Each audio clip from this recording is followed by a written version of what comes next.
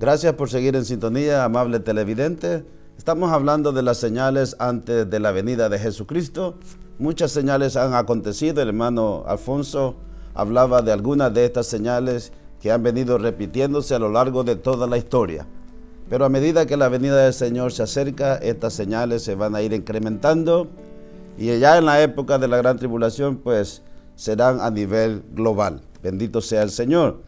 Pero ahora pues te estamos hablando de unas señales, de unas cuantas señales. No podemos abarcar todo el capítulo 24, pero mi hermano Alfonso comenzaba a hablar acerca de la higuera. Seguramente cuando el Señor habló con sus discípulos en el Monte de los Olivos, que fue donde ellos recibieron este sermón, que se llama el sermón del Monte de los Olivos, un sermón escatológico, un sermón profético que el Señor le dio, uno de los más grandes sermones que el Señor predicó y que la Escritura lo registra. Pues allí en el Monte de los Olivos, aparte de que habían árboles de olivos, seguramente también habían árboles de higuera. Por eso el Señor les habló a sus discípulos y seguramente ellos estaban viendo un árbol de higuera cuando el Señor estaba relatando este sermón, y lo estaba haciendo de una manera vívida. Así que Él les dijo: de la higuera aprended la parábola, en el verso 32. Cuando ya su rama está tierna y brotan las hojas, sabéis que el verano está cerca. Entonces lo que el Señor estaba haciendo era captando la atención de sus discípulos para hacerles ver que cuando estas cosas están sucediendo es que se acerca ya la venida del Señor. Ya estamos para que la iglesia del Señor sea levantada.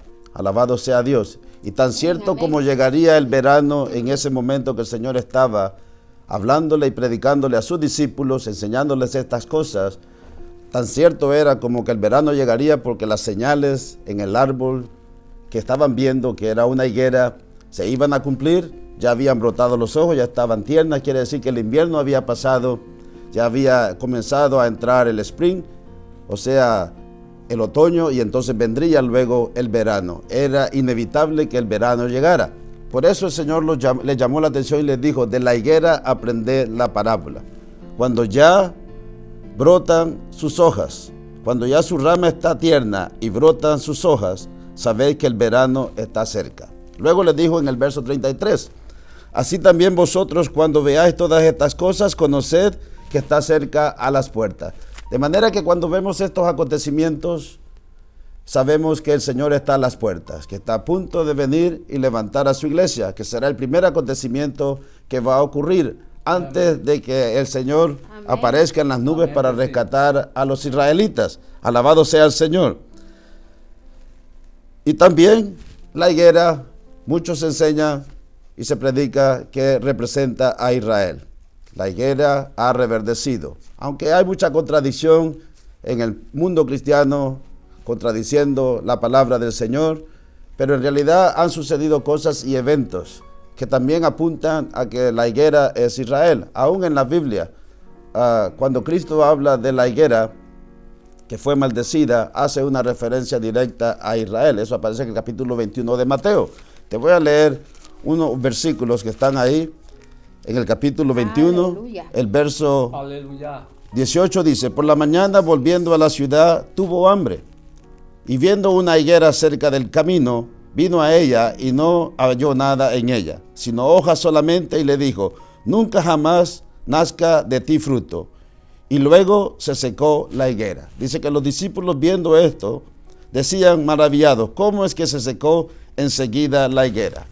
A través de los tiempos, Dios ha hablado de la higuera, y la higuera realmente en profecía bíblica se refiere a Israel. Así que cuando Cristo cita este pasaje, aunque claramente está hablando de la época del verano que va a venir y de un acontecimiento natural, también se puede hacer una referencia profética a Israel. Israel, en el año de 1948, específicamente el 14 de mayo, declaró su independencia otra vez y se estableció como nación ahí donde se encuentra ahora. Aunque en menos de 24 horas, solamente habían transcurrido unas horas, no habían pasado ni 24 horas, el 15 de mayo, unas naciones árabes se levantaron para hacerle la guerra y tratarla de echar de su territorio, tratar de echar a la nación de Israel de su territorio. Y estas naciones eran Egipto, Siria, Jordania, Irak, Líbano. Es decir, estas naciones árabes se levantaron para tratar de sacar a Israel de su territorio, e Israel tuvo que defender su soberanía. Alabado sea el Señor. Y ahí está Israel hasta el día de hoy. Regresaron después de haber estado fuera de su tierra por muchos años. Regresaron a su tierra y se establecieron como nación. Así que esos son eventos que han sucedido en nuestra época. Amén. Los escritores de antaño, del siglo pasado, no pudieron ver estas cosas. Mas, sin embargo, nosotros podemos ver estos acontecimientos en estos días. Así que la higuera ha reverdecido. Y si el Señor se estaba refiriendo a Israel, precisamente aplica a Israel. Alabado sea el Señor. Así que también vosotros, dijo, cuando veáis todas estas cosas, conoced que está cerca a las puertas. Amén. De cierto os digo que no pasará esta generación hasta que todo esto acontezca. El asunto de la generación también es debatible, porque algunos dicen que la generación va de 40, otros de 70 y así por el estilo. Lo cierto es que si el Señor se estaba refiriendo a Israel, hoy en día, como hemos dicho, estamos viendo que Israel es una nación perseguida. Ahí ese 15 de mayo se realizó la primera guerra árabe-israelí y el conflicto no termina hasta el día de hoy. Alabado sea el Señor, hasta que aparezca entonces el hombre que la Biblia llama el hombre de pecado, el hijo de perdición, el anticristo, que supuestamente traerá paz a esta tierra. Y de alguna manera va a lograr engañar a Israel haciéndose pasar como el Mesías. Bendito sea el Señor. Ahora, Cristo dijo, el cielo y la tierra pasarán, pero mis palabras no pasarán. Amén, amén. Pero del día y la hora nadie sabe, ni aun los ángeles de los cielos, sino solo mi Padre. Alabado sea Dios. Así que el día ni la hora no lo sabemos con exactitud. Pero las señales están cumpliéndose. Amén. Y lo que realmente falta, el último acontecimiento que falta para que ya se establezca en este mundo el gobierno del anticristo y el anticristo comience a operar, es el rapto de la iglesia. Lo que Amén. nosotros los creyentes estamos esperando, Amén. y la Biblia dice que va a suceder en Cristo breve. viene. ¿Estás tú preparado para ese momento?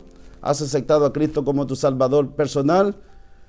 ¿Has dado ese paso de fe para entregarle tu vida y prepararte para irte con el Señor cuando Él levante a la iglesia, según lo dice 1 Corintios capítulo 15, versos 51 al 58, y también lo dice el apóstol Pablo en 1 de Tesalonicenses 4, versículos 13 al 18. El rapto de la iglesia es claro. Puedes leer Amén, como amén. referencia en Cantares capítulo 2, Sí, amén. versos 10 en adelante, el llamado que el Señor le hace a la iglesia, cuando ya la higuera ha florecido.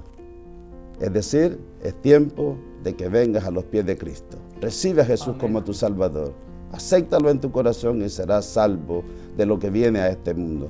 Dios te bendiga. Vamos a ir a una pausa y luego volvemos.